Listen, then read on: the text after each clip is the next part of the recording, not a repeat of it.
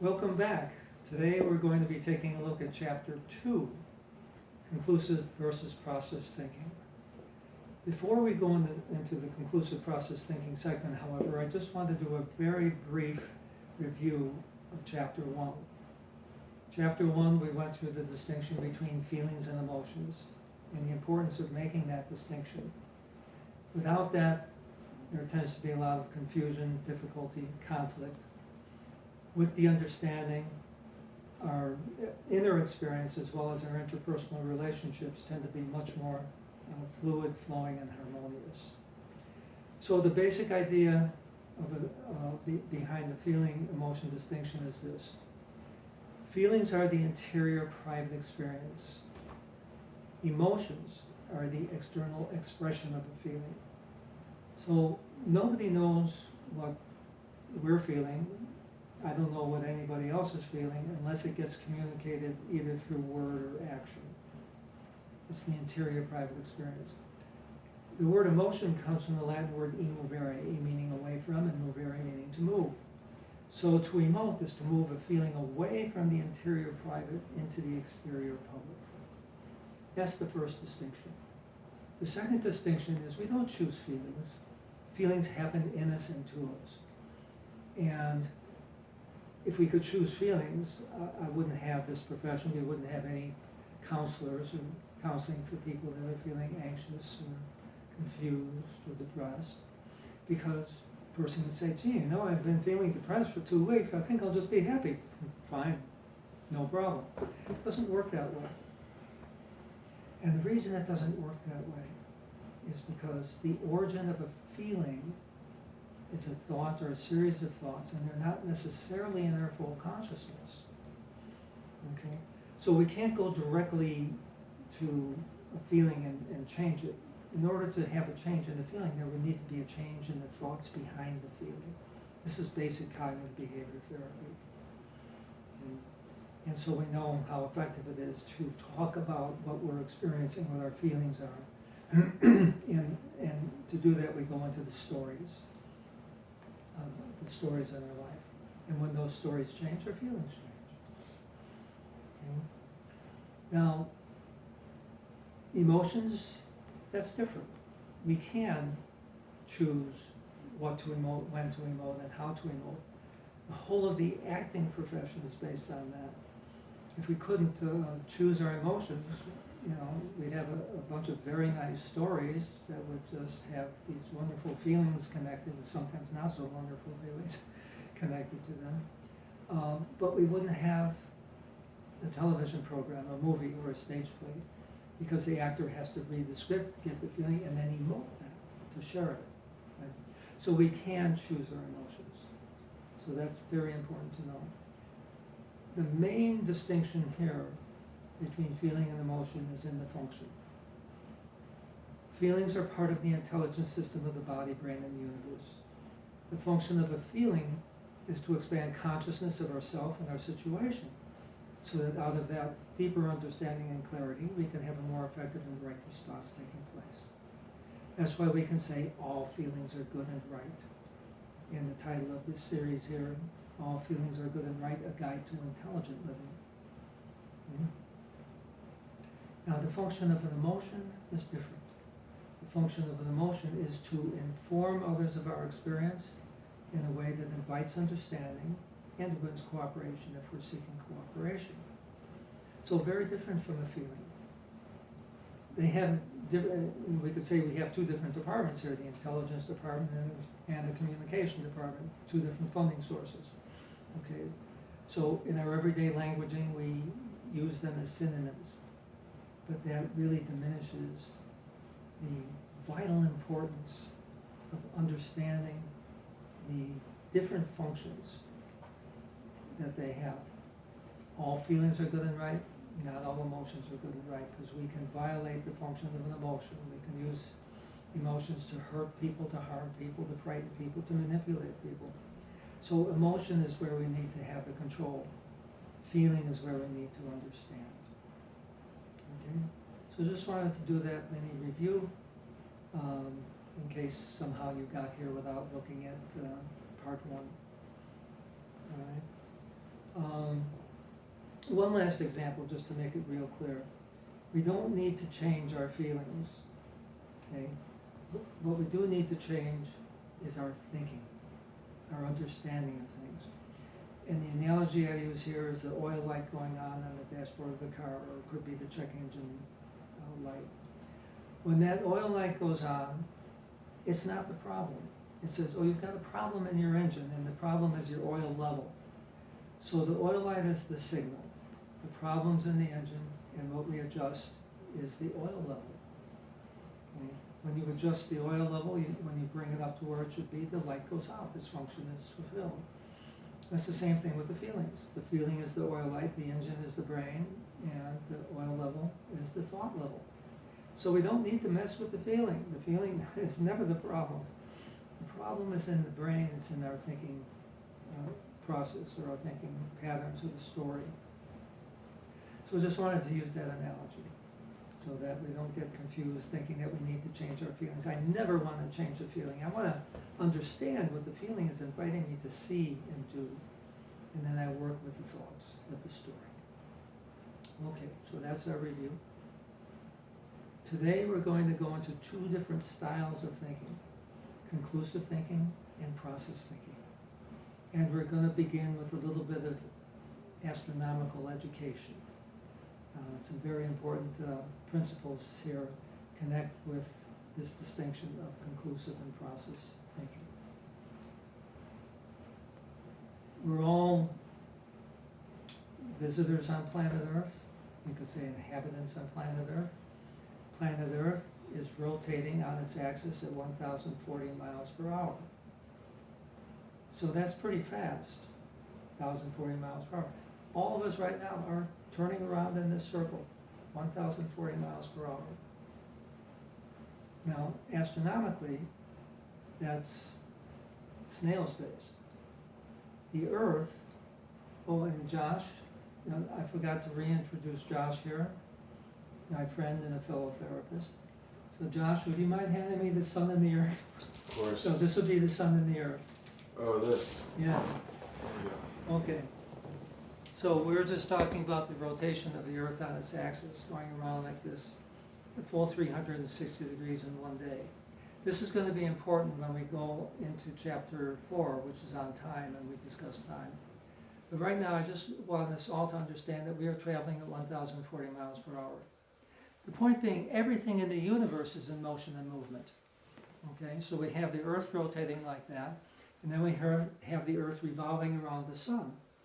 Now that's quite a bit faster. So we are revolving around the sun, going one complete revolution every year at a speed of 66,000 miles per hour. Yes, you and I, all of us, are traveling at 66,000 miles per hour right now.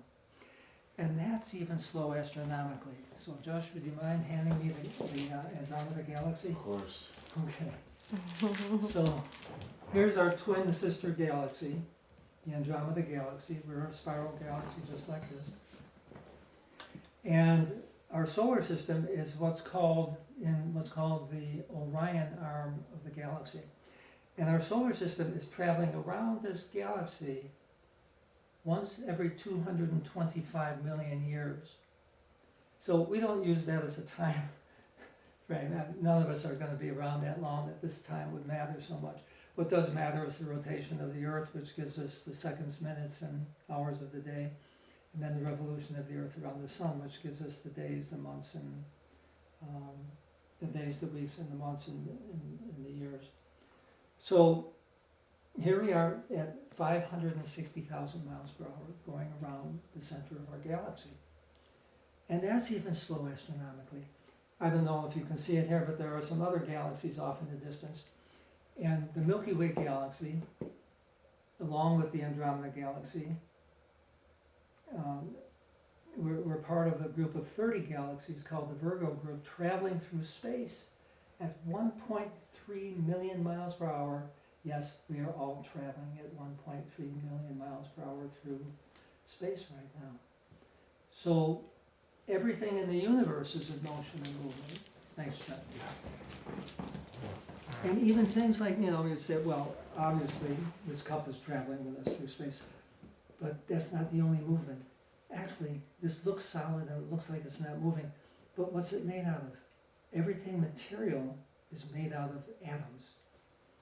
And within the atoms are what we call subatomic particles, which are in constant motion and movement. Okay? So everything in the universe is in motion and movement, except for one thing, and one thing only. Human thought creating fixed images. And that's what we call conclusive thinking. Human thought creating fixed images. The alternative to that is process thinking. Okay? Conclusive thinking arises when we think something, we witness something, we hear it, and we take it to be a fact and a finality, simply because it came into our consciousness. Process thinking would think, see, hear the same thing, and recognize it has some meaning, and we can understand the meaning by understanding its history, what's happened to contribute to this particular meaning right here. And again, since we know everything is in motion and movement, it's going to move somewhere in some form into the future. And how I interact with it in this moment may be part of its trajectory, where it goes and how it turns out. Okay? So conclusive process thinking. Conclusive thinking is at odds with the basic foundational principle of the universe, with everything being in motion and movement. Process thinking is in alignment with that. Okay, so we'll use a few examples here to make it real clear. So we have this little 4-year-old girl, and she comes up to her mother and says, "I hate you." And the mother says, "You hate me, that's a terrible thing. Go into your room and don't come out till I tell you to." Now, conclusive thinking operating. The mother is taking the little girl's statement, "I hate you," to be a fact and a finality. She's also coming to the conclusion that this is bad. And then her reaction is to send the child into the room, believing that this punishment is going to somehow positively influence her child's behavior. Okay? A worse mother would end up slapping the child, saying, "Get out of here, leave me alone." Right? This does happen. I laughed at it because it seems absurd, but unfortunately, that kind of behavior does happen, and it comes out of ignorance, conclusive thinking. Okay? So let's take a look at the alternative, process thinking. So scene 2, the little 4-year-old girl comes up to her mother and says, "I hate you." And the mother looks at her and says, "You hate me? Something pretty terrible must be going on for you to tell me that you hate me. Tell mommy what it is." And the little girl says, "You promised me a cookie 20 minutes ago, and you've been ignoring me on the phone this whole time." Mother says, "You're right, I did promise you a cookie. And yes, I've been busy on the phone and I ignored you, and I'm sorry for that. Okay, so I wonder though, the way you told me that you hate me sounds like you're pretty angry with mommy. Are you angry with mommy?" "Yes, I'm angry." "Okay, well, we know what to do with anger feelings. Okay, so take a moment to ask your anger feeling what it needs. We know where it's coming from, right? You're feeling ignored, but ask it what it needs and then let me know."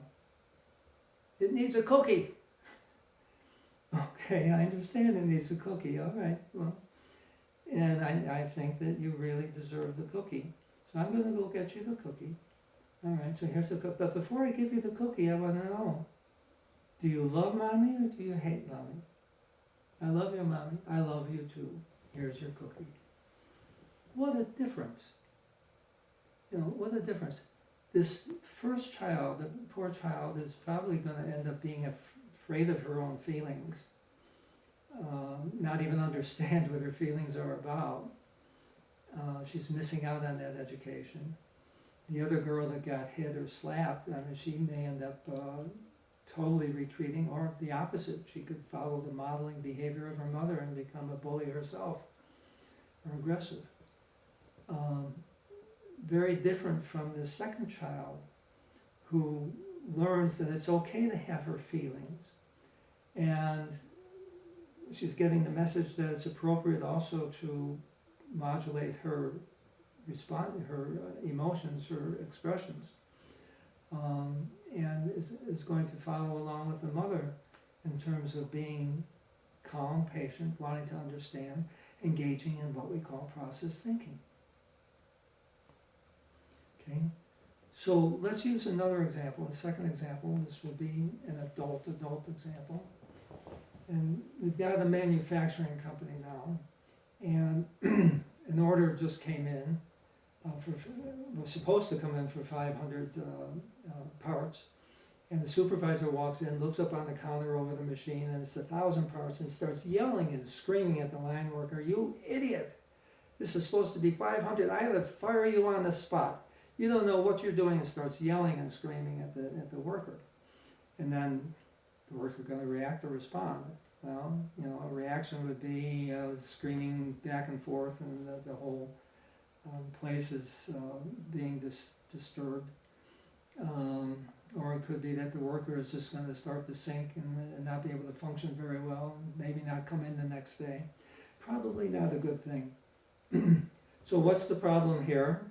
Well, the supervisor is engaging in conclusive thinking. This is supposed to be 500, it's 1,000.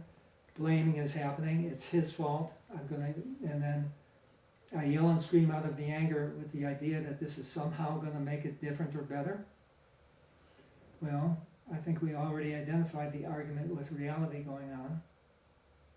Remembering that disturbing feelings tell us we're attaching to a thought, sentence in the brain, story in the mind that's at odds with reality.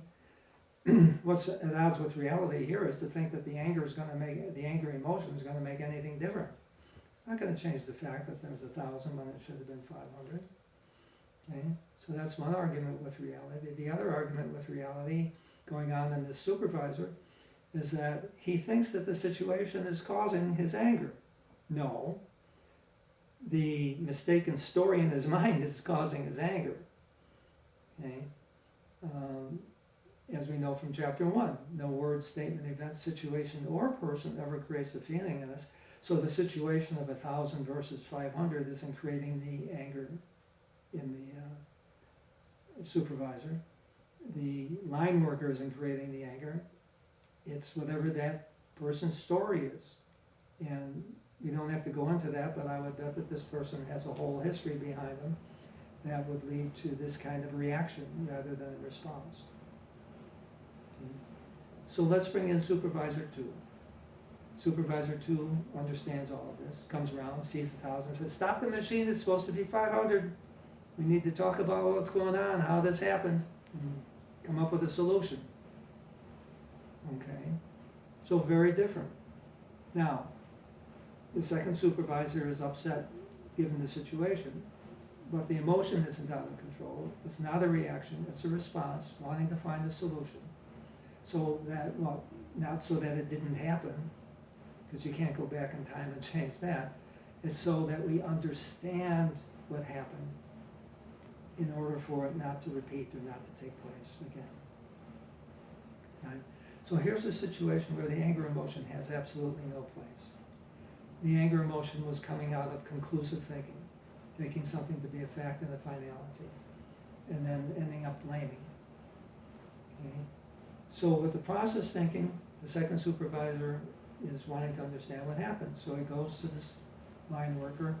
Line worker says, "Well, the dispatcher gave me this order for 1,000. So he goes into the dispatch office and he talks to him and he says, "No, this is what I was told from Jim, and the order came across is 1,000. Jim is the fellow who works in the other company that put the order in. So then this supervisor calls over there and finds out that the other company made the mistake. His people didn't make the mistake. He talks to them about it, and then they decide, no problem, we'll use the other 500 eventually, and we'll pay for it. Again, what a huge difference in terms of environment, interpersonal relationship, internal sense of balance and well-being, right? Understanding these principles. Extremely important for that internal sense of balance, order, harmony, and well-being, which then, of course, affects the environment, contributes to the environment. Now, when I gave this example to somebody way back, it was probably about 15 years ago or so. Actually, he was sitting in the chair I'm sitting in here. And he owned a manufacturing company. And he said to me, Bob, not gonna work. Your example is fantasy. He says, you've gotta let your employees know who's boss. You've gotta be tough. In fact, they need to be a little bit afraid of you in order for everything to run smooth in the company. And I said, well, I know you have your experience, but I just want to share this other idea with you about blame and anger and so on, let's see if it's necessary to have that desired outcome that you want. So I made this example up on the spot. This is 15 years ago in the city of Chicago, or 20 years ago. So I said, okay, you've got this kid, 19-year-old kid, and he's been convicted of murder, string of robberies, murder, and so on. I'm not going to blame him. What do you think of that? And he said, I think you're nuts. And I'm going to take a look at you, Josh, and I'm going to say, what do you think of that? I'm not going to blame him for the murder and the string of robberies. Well, for me, I think I just want a little more information. Okay. You'd like to understand why I'm making that kind of a statement. Yeah. Yeah. Well, here's why I'm making that kind of a statement. So here's this kid, 19 years old, born into a family where mother is working 2 jobs, not around, because his father, who's an alcoholic, is often in and out of jail, in and out of trouble. And as it is with many people in jail, father has dyslexia, learning disability, and attention deficit disorder, and has had a lot of trouble making a living, in his adult life. And so this 19-year-old kid has also inherited the genes that would lead to the attention deficit disorder and the dyslexia. So he doesn't have much of a chance of learning things in school unless they pick it up and do some remediation there or some specialized training. Well, back then the Chicago public school system was ranked 49th out of 50 in the States in terms of funding and performance. So in school, he's just seen as this bad kid who has no interest in learning. It's never picked up, he's never helped. He doesn't learn to read, to write, to do his arithmetic. So he doesn't have the skills for a job. Coming back to his family, mother working 2 jobs. He was basically raised by a sister 5 years older than him. He lives in a troubled part of the city, a ghetto area that's dominated by gangs, and so his family becomes the gang, and that's where he gets his education. That's how he learns to survive. So can I blame him for his family situation? I don't think so. Can I blame him for his genetics? Definitely not. Can I blame him for the Chicago school system? No. Can I blame him for the societal issues that end up with people living in ghetto areas and where there's, in this instance, 80% unemployment? I don't think so. I can't blame him for any of that. But I can hold him accountable for what he did. I can say to him, gee, you've killed somebody and it makes it unsafe for society. And, you've engaged in a string of robberies, a lot of disruption. And we need to keep things safe in our society. We want to, and therefore you're going to be in prison for the rest of your life without parole. So I said to the fellow, does that sound weak to you? He said, no, not weak. I said, no, it's not weak. It's very clear, though, that all what we do impart and what you can impart to your employees is expectations or rules. Okay? If you do A, you're going to get B. If you do C, you're going to get D. Which do you want? Do you want B or D? And therefore you take responsibility for your actions. Okay? So the point here is that we don't need to engage in blame. Blame isn't going to make any positive change. But what can and will make positive change is understanding. we can't change the past because the past doesn't exist anymore. And we'll go into that in chapter 4 on time when we discuss time.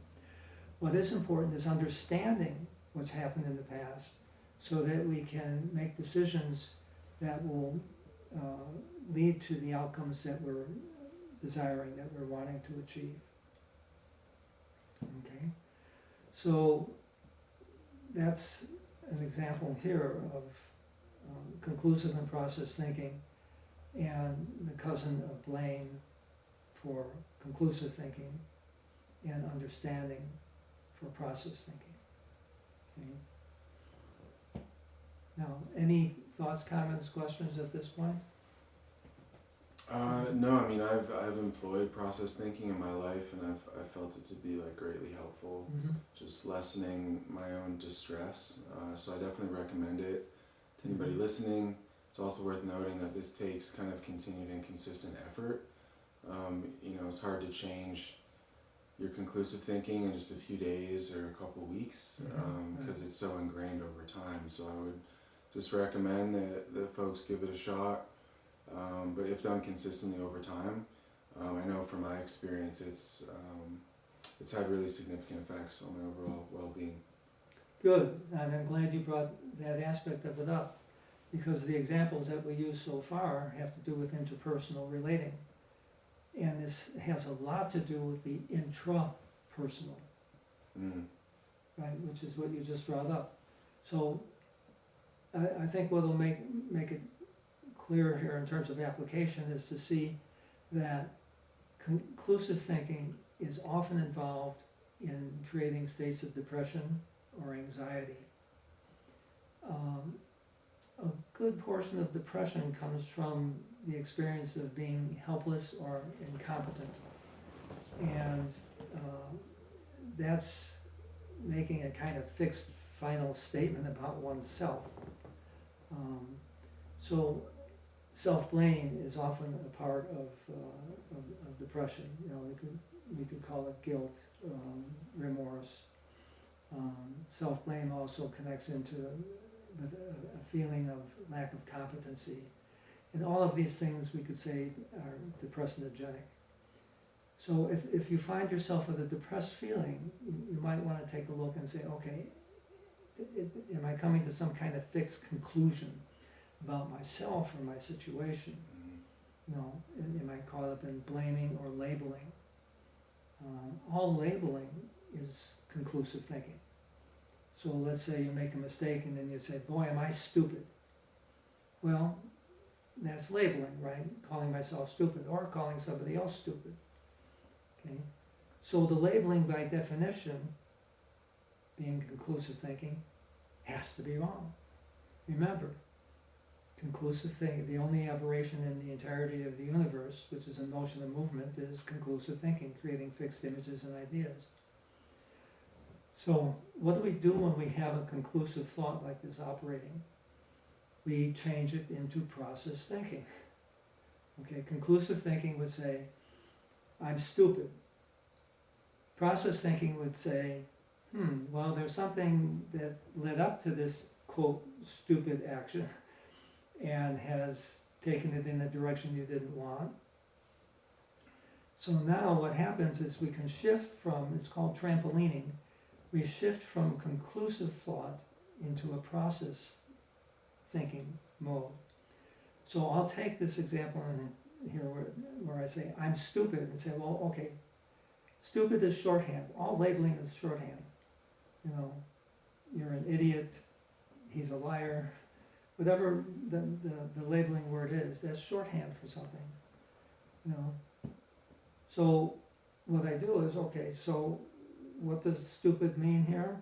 Well, it means that I didn't use the best judgment in making this decision, not aware of the potential consequences that were possible here. Okay, so stupid now gets explicated, it gets spread out into the understanding of, I didn't have sufficient information, perhaps I should have taken more time.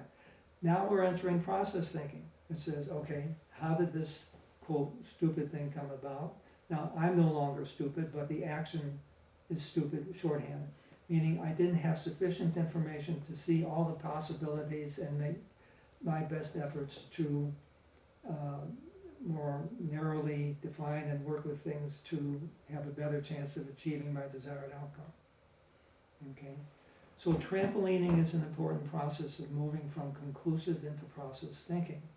I don't know, I'm gonna put you on the spot for a minute, which will give me a minute to think further too. Can you think of another example of trampolining from a conclusive idea about something into a process understanding and movement? Yeah, I mean, I can draw on several. I remember a recent example for me. I was going to the post office to mail a letter, and I had the letter in a specific envelope that somebody gave me. So I went up to the person at the post office, and they said, "This is the wrong letter, right? I can't mail it for you." And I got reactive, and I had conclusive thinking around, this person must be wrong. They're giving me a hard time. The conclusive thinking was that this was somehow personal, right? And so I noticed that reactivity go on, and I actually left that post office because we couldn't figure it out. I ended up driving down the street to another post office. As I was in the car, I kind of, like you talked about the editor function, I kind of recognized what was going on.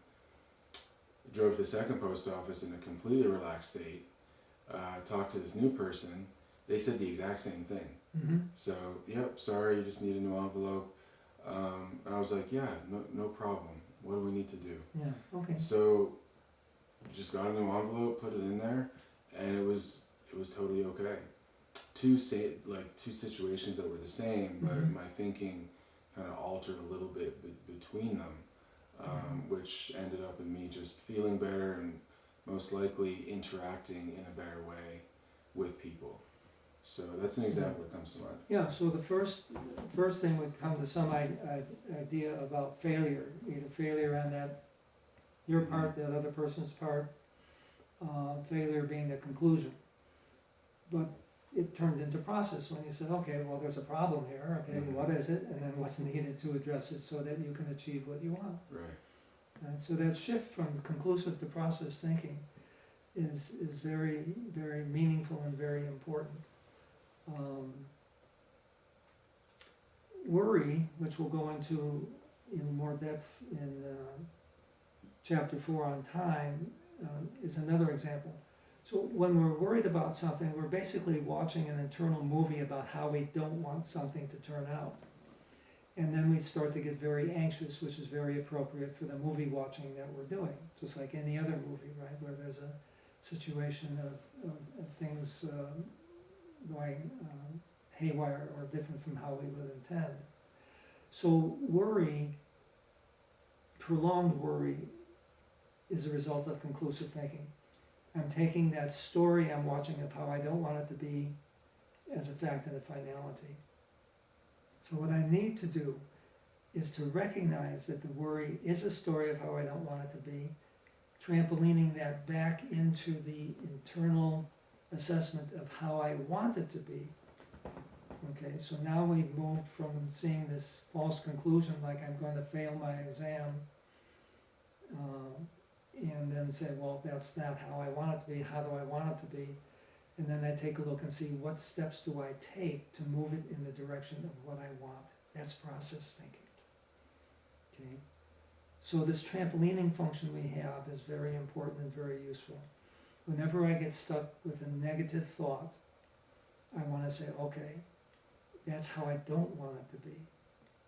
How do I want it to be? Right there, that shifts it right into process thinking, which allows us to have a sense of agency, a sense of competency, a sense of ability to open up possibilities rather than to shut things down or close things down. That would be like the hopelessness of depression, right? That's a closing things down. It will never change. Conclusive thinking. That's how I don't want it to be. How do I want it to be? Trampolining. Well, I would like it to be this, or I would like it to be that. Okay, then what do I need to do to move it in that direction? Opening up again, process thinking. Okay? So let's take an example now of guilt. Guilt as a feeling is always good and right. Guilt as a conclusion is basically self-blame that goes nowhere. So guilt as a conclusion typically leads to either anxiety, being found out, or depression, just kind of giving up on myself. So as a conclusion, we know it runs against the basic principles of life in the universe, where everything is in motion and movement. Guilt as a feeling is part of process thinking, right? Because the feeling itself is never the problem. It's the invitation to discover the thoughts behind the feeling, to understand what's going on, and then to move things in a direction of better. How does this become better? There are different processes, different ways of doing that in cognitive behavior therapy. I think one of the best tools for doing that is what's called the focusing process, where in focusing we get a sense of the feeling, its location in the body. We can kind of open our minds up to want to understand the whole of this experience, what's all involved in it, what's behind it, and then to also understand what does it mean to move it into a better direction. So the focusing process really does involve what we call process thinking. Okay, so I'm going to take a brief moment to see if there's something else here that I'd like to mention about conclusive and process thinking. And Josh, if you can think of anything I might have left out, we can bring that in.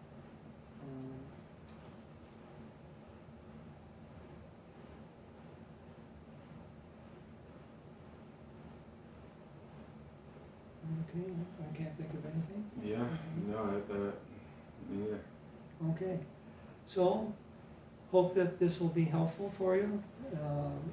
Whenever you have a strong feeling, a disturbing feeling, you might want to take a look and see, is conclusive thinking operating, and if so, how do I trampoline that into process thinking? Okay. So next segment, chapter 3, we will be taking a look at the difference between desires and wants, and we will discover that there really are no have-tos in life. What makes this so important is that once you understand it, you become your own authority in life. You become the creator of your own life experience. You recognize your right to making your own decisions and to make the decisions based on truly what is in your best interest. Thank you for watching. See you next time. See ya.